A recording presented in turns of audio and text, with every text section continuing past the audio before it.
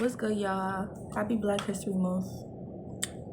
So, in honor of Black History Month, I want to read a book to you guys. This book is called Seeds of Change. It's clearly a children's book, but it has a very powerful message. It's written by Jen Carlton Johnson, and it's illustrated by Sonia Lynn Sadler. And this is their names right here. And this book is about a woman named Wangari Maathai, and she was the first Black woman to win a Nobel Peace Prize in 2004 at the age of 64.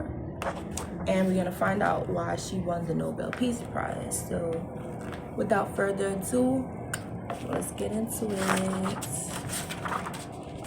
right. Come, Wangari's mother called. She beckoned her young daughter over to a tall tree with a wide, smooth trunk and a crown of green, oval leaves.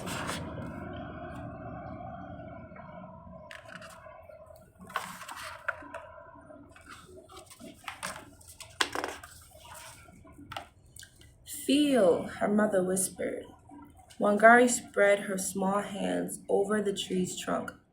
She smoothed her fingers over the rough bark. This is the Mungumo tree, her mother said. It is home to many. It feeds many too. She snapped off a wild fig from a low branch and gave it to her daughter. Wangari ate the delicious fruit just as the geckos and elephants did. High in the tree, birds chirped in their nest. The branches bounced with jumping monkeys.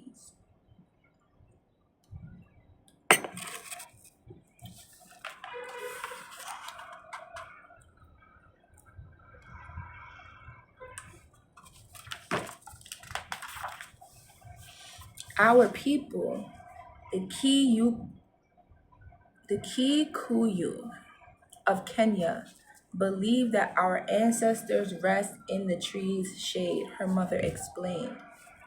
Wangari wrapped her arms around the trunk as if hugging her grandmother's spirit. She promised never to cut down the tree.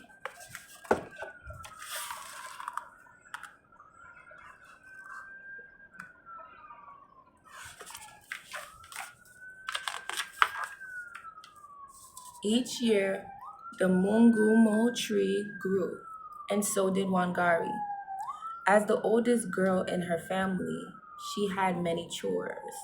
Every day she fetched water, clear and sweet from the river. In the rainy season, she planted sweet potatoes, millet, and beans. When the sun shone brightly in the dry season, she shooed the chickens into the shade. Sometimes, when her brother Inderitu returned from school, he and Wangari played among the arrowroot plants by the stream, where thousands of eggs hatched into tadpoles and tadpoles turned into frogs. During those times, Inderitu told Wangari that he had learned in his classes. Plants give air for people to breathe, he said. 20 divided by 2 is 10. There are 7 great seas to sail. Wangari listened, as still as a tree, but her mind swirled with curiosity, like the currents in the stream. Even though she knew few Kikuyu girls who could read, Wangari dreamed of going to school and learning just like her brother.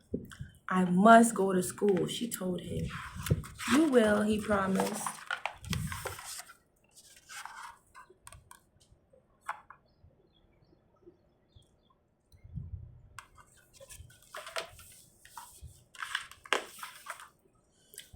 Nderetu talked to their parents. Why doesn't Wangari go to school? He asked. Wangari's parents knew she was smart and a hard worker. Although it was unusual for a girl to be educated, they decided to send her to school. They knew she would not disappoint them.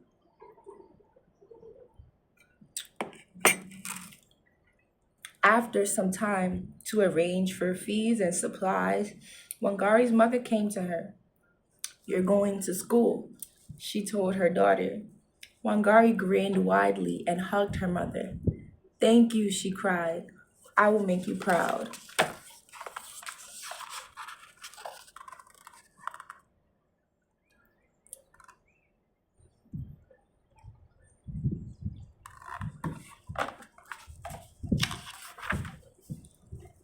Wangari walked the long road to a one-room schoolhouse with walls made of mud, a floor of dirt, and a roof of tin.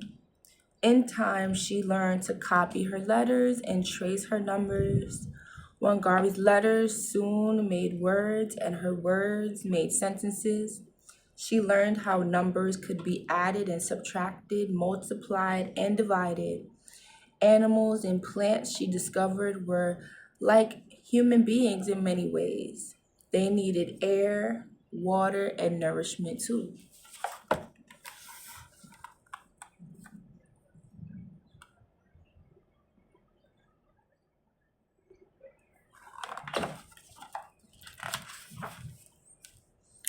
When Wangari finished elementary school, she was 11 years old.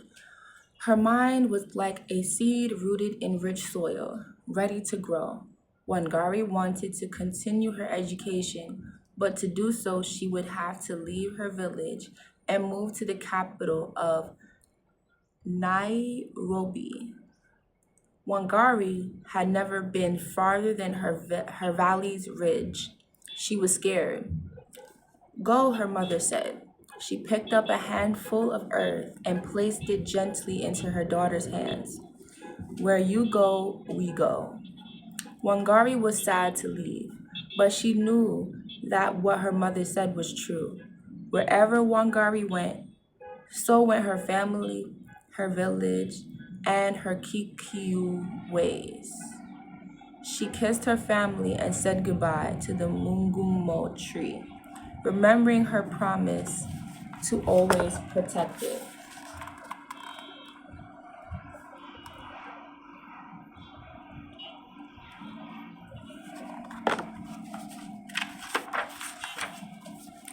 Wangari's new life in the city amazed her. Skyscrapers towered above her head, not trees. People rushed through the streets like a river over stones. At school, she lived with other girls like her, all trying to weave their village customs with new city ones. At night, when the girls slept, Wangari dreamed of home and the sweet figs of the mungumo tree. Her dreams reminded her to honor her Kikuyu tradition of respecting all living things.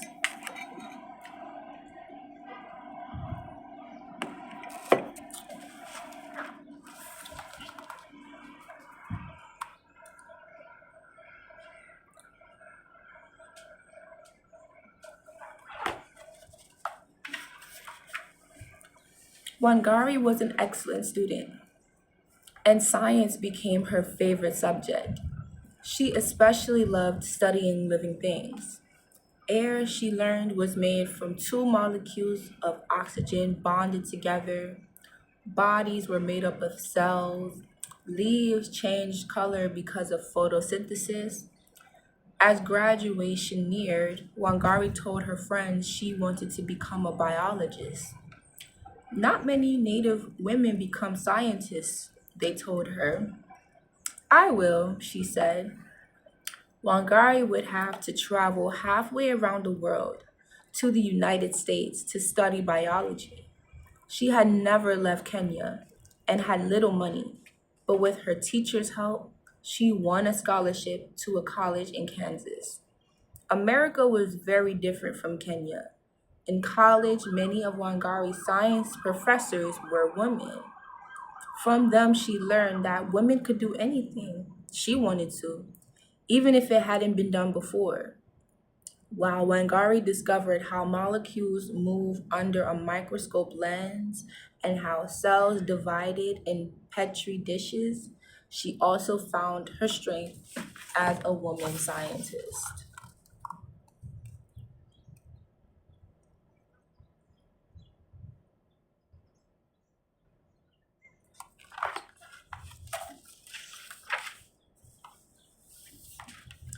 After she graduated from college, Wangari traveled to Pennsylvania to continue her studies. Letters from home told Wangari about changes in Kenya. The people had elected a Kikuyu president, Jomo Kenyatta. Proud of her country and proud to be Kikuyu, Wangari decided to return home to Kenya to help her people. America had changed Wangari. She had discovered a spirit of possibility and freedom that she wanted to share with Kenyan women.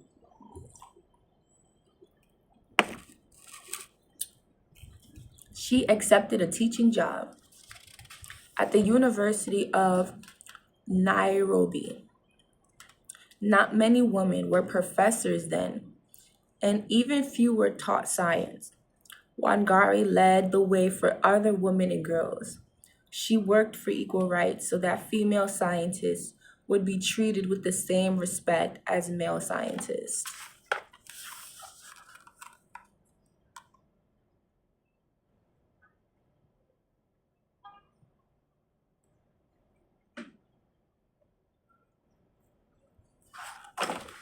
I hope y'all can see the illustrations good. Wangari watched sadly as her government sold more and more land to big foreign companies that cut down forests for timber and had to clear land for coffee plantations. Native trees such as cedar and acacia vanished. Without trees, birds had no place to nest. Monkeys lost their swings. Tired mothers walked miles for firewood. When Wangari visited her village, she saw that the Kikuyu's custom of not chopping down the gumo trees had been lost. No longer held in place by tree roots, the soil streamed into the rivers. The water that had been used to grow maize, I feel like I'm not saying that right, but it looks like maize, Maize, bananas, and sweet potatoes turned into mud and dried up. Many families went hungry. Wangari could not bear to think of the land being destroyed.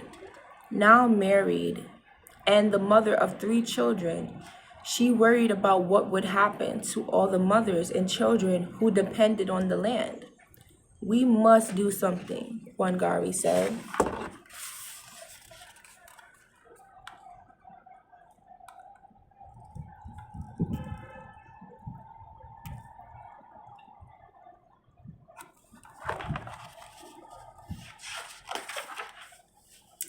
Wangari had an idea, as small as a seed but as tall as a tree that reaches for the sky.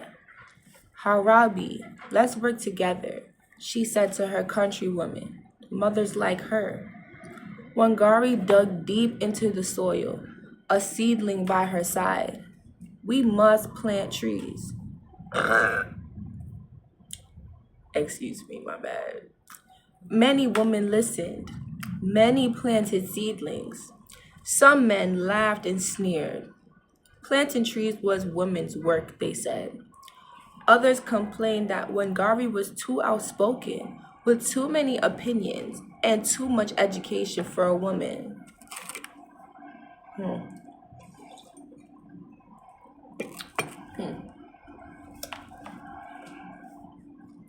Wangari refused to listen to those who criticized her.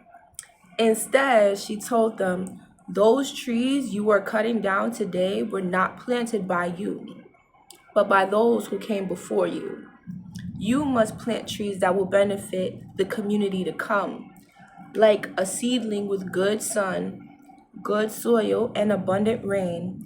The roots of our future will bury themselves in the ground, and a canopy of hope will reach the sky.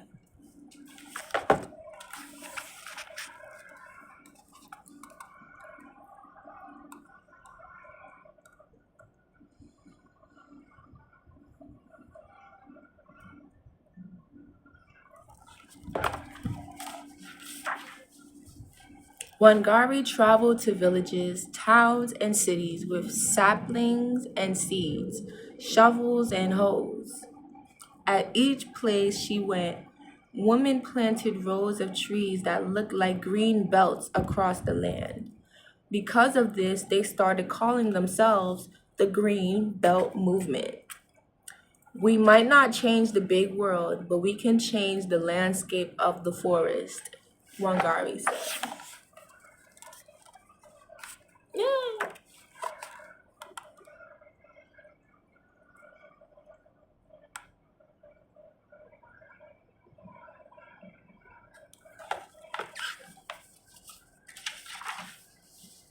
One tree turned to 10, 10 to 100, and 100 to 1 million, all the way up to 30 million planted trees. Kenya grew green again. Birds nested in new trees. Monkeys swung on branches. Rivers filled with clean water. Wild figs grew heavy in mungumo branches.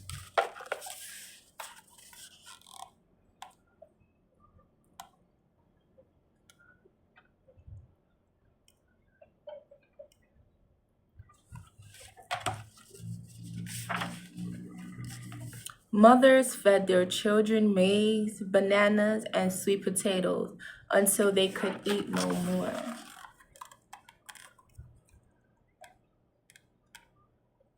I love these illustrations, by the way. They is, ha, she really ate, left no crumbs. Literally, they're eating. Anyways, okay. As the Green Belt movement moved further across Kenya, powerful voices rose up against Wangari's movement. Foreign business people, greedy for more land for their coffee plantations and trees for timber, asked, "Who is this woman who can change so many lives with a sapling? Why should we give up our land and profit for trees?" They made a plan to stop Wangari.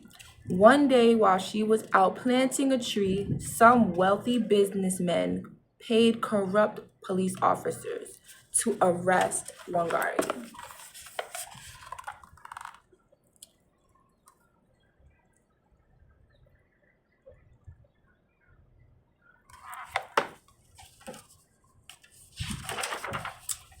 In her jail cell, Wangari prayed, and like a sturdy tree against a mighty wind, her faith kept her strong.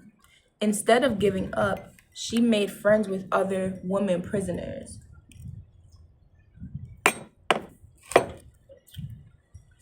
They told her their stories. She taught them about her seeds and saplings. Together, they helped one another. Wangari knew many people in Kenya and other countries. They banded together to fight for her release. Before she was freed, Wangari promised to help fight for the rights of other women prisoners too. Wangari realized that the people who had put her in jail didn't like the changes in the land or in the women. The people in charge of big companies wanted to keep the land for themselves, and the government was frightened of too many advances made by women. If she wanted to help save her country and countrywomen, Wangari would have to go out into the world to spread her message.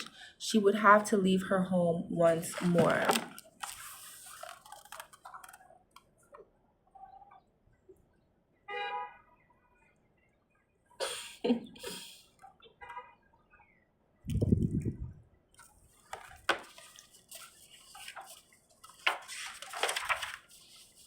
Wangari began to travel, telling her story to teachers, presidents, farmers, ambassadors, and school children all over the world. She dug in the dirt, planted seedlings, and spoke about women's rights. With everyone she met, she shared the seeds of change. In time, Kenya changed. More people listened to Wangari's message, calling her the Mama Miti, which means mother of trees. They wanted her to lead them into Kenya's new democracy, Wangari was elected to Kenya's par- parliament. Dang, I know that word, but I'm not saying it right. Parliament, Parliament.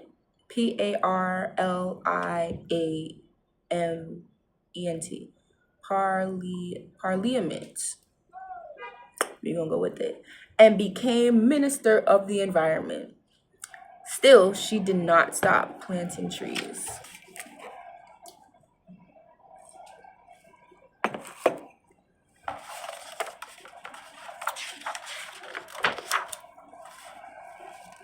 In 2004, Wangari won the most prestigious peace prize in the world, the Nobel Peace Prize. It had never before been awarded to an African woman or an environmentalist. Standing in front of an audience of people from around the world, far from her village, Wangari remembered her girlhood lesson of the Mungumo. She understood that persistence, patience, and commitment to an idea as small as a seed but as tall as a tree that reaches for the sky must be planted in every child's heart. Young people, you are our hope and our future, she said.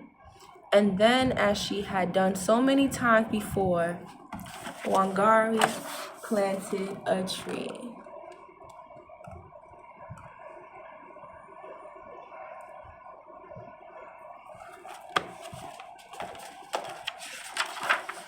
The end.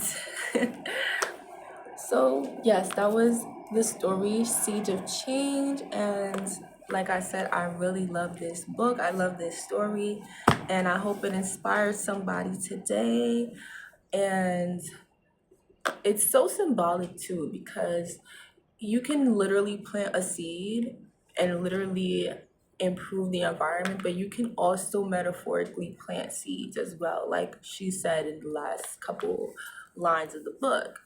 And I just love this story because I feel like a lot of Black history that we talk about during Black History Month, it talks about all of the pain and the sorrow and like all of the dark times. And of course, those things are like important to talk about. Of course, those things should be mentioned and remembered. And also, I just love stories that bring more hope. I love stories about Black history that inspire us and show us what we're capable of and just give us more hope for a future or even a present time that we can enjoy ourselves and like grow and make change for the better. So that was my little um, book reading and Black History Month celebration or whatnot. Thank y'all for listening, and I hope that y'all go plant a tree, physically, literally, or metaphorically.